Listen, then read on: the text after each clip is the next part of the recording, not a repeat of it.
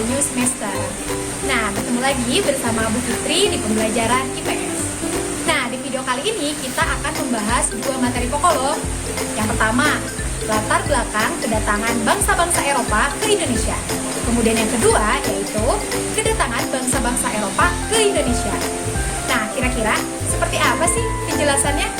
Yuk kita simak materi penjelasan berikut ini.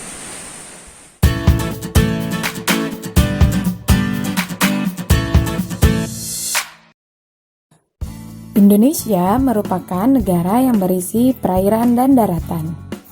Daratan Indonesia sangatlah subur. Ini ditandai dengan warna hijau di seluruh wilayah Indonesia. Indonesia banyak terdapat hutan dan juga tanaman-tanaman yang sangat produktif. Oleh karena itu, Indonesia dijadikan paru-paru dunia.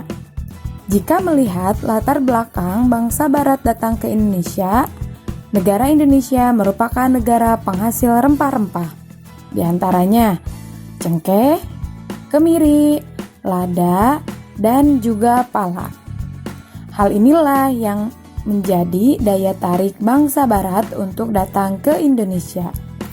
Karena pada masa itu, keadaan di Eropa sangatlah sulit.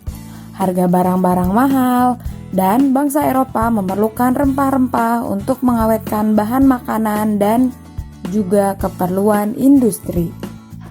Selain itu, bangsa Eropa juga memiliki motif lain loh, yang semboyannya dikenal dengan 3G: gold, glory, dan gospel. Gold identik dengan kekayaan. Semboyan ini memiliki tujuan bangsa Barat ke Indonesia, yaitu untuk mencari kekayaan melalui ekspedisi atau penjajahan. Kemudian yang kedua, glory, yang berarti kejayaan bangsa. Kejayaan suatu bangsa ditunjukkan dengan kemampuan menaklukkan daerah lain dan luas jajahannya. Kemudian yang ketiga adalah gospel, yaitu keinginan menyebarkan agama Nasrani, khususnya agama Kristen ke bangsa-bangsa Asia, Afrika, dan Amerika Selatan. Yang selanjutnya, berkembangnya revolusi industri di bangsa Eropa. Revolusi industri merupakan pergantian atau perubahan secara menyeluruh dalam produksi barang dari sebelumnya menggunakan tenaga manusia atau hewan menjadi tenaga mesin. Contoh perubahan revolusi industri yang sangat terasa yaitu kegiatan transportasi. Penemuan mesin uap yang dijadikan mesin penggerak perahu merupakan teknologi terbaru pada masa itu. Hal tersebut memudahkan bangsa Eropa untuk datang ke Indonesia. Sejak abad 16 ada 4 bangsa yang menduduki Indonesia, di antaranya Portugis pada tahun 1512, Spanyol pada tahun 1521, Inggris pada tahun 1579, dan Belanda pada tahun 1595. Pada tahun 1512, Portugis datang ke Indonesia. Portugis merupakan negara pertama yang datang ke Indonesia. Portugis menguasai Malaka dan Myanmar. Pada tahun 1512, di bawah pimpinan Alfonso de Albuquerque, Portugis berhasil menginjakan kakinya di Indonesia, tepatnya di Maluku.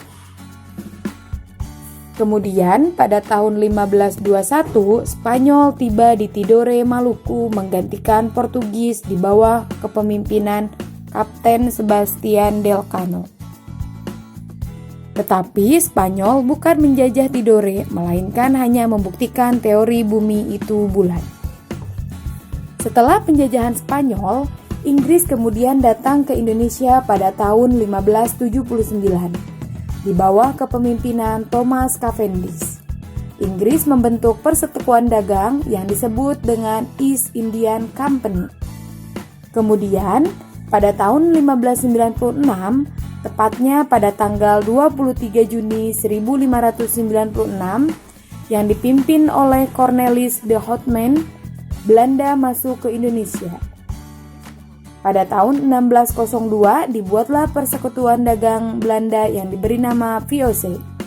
atau Verenigde Oost-Indies Company. Pada tahun 1605, VOC menyerang benteng Portugis di Maluku, menyebabkan Portugis mundur ke Timor Leste.